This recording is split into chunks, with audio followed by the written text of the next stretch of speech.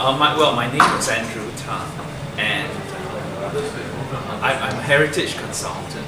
I work privately, and I've done certain exhibitions before. Most recently, it was Clifford Pier, which involved interviewing many people who remembered the pier and their life stories. So instead of telling the story of a building through its architecture, I tell the story of a building through how it touched people's lives. So that's what I'm quite fond of.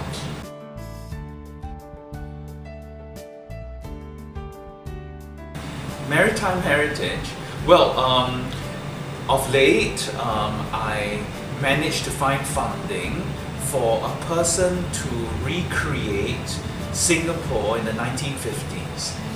The waterfront, because the waterfront were lined with all our maritime companies. So I wanted to feature that because these buildings and the history of these buildings have much to do with the development of Singapore.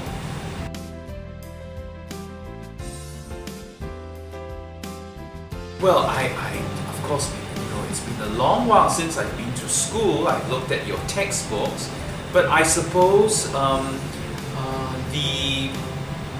I think that our lives now, the economy has diversified.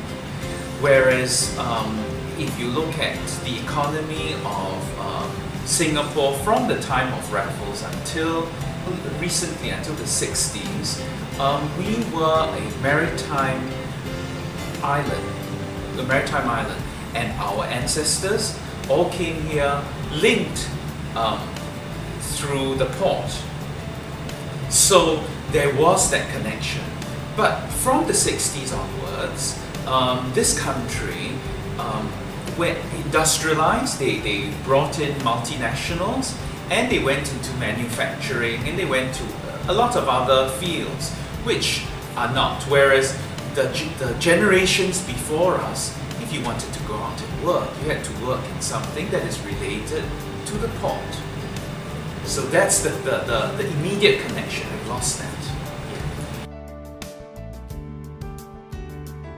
Our ancestors were in shipping. My immediate ancestors were in shipping and in banking.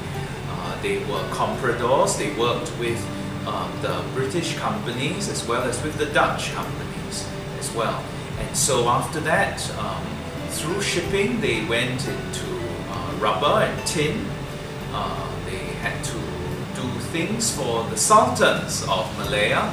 And then after that, I think more recently in the later 20th century, they entered politics. But after that, I think with independence. So yes, and I suppose also because when I was young, my grandfather had spoken to me and told me about his elders who sat in our parliament and drafted laws that were favorable to help the running of these maritime operations. So we hear about stories of how some of our ancestors supported William Henry Reed, for example, when Singapore, we changed from an Indian run under the presidency to a crown colony. We are under direct rule from Britain. So we hear of some of these people who are somehow in some way or another related to us, who were instrumental in forming such an alliance. So yes, there is that humor. I mean, you grow up in a family, and every Chinese New Year when you meet your relatives or friends, inadvertently they do mention of their shipping past or their compradorial past. So it's always taken for granted, I'm afraid.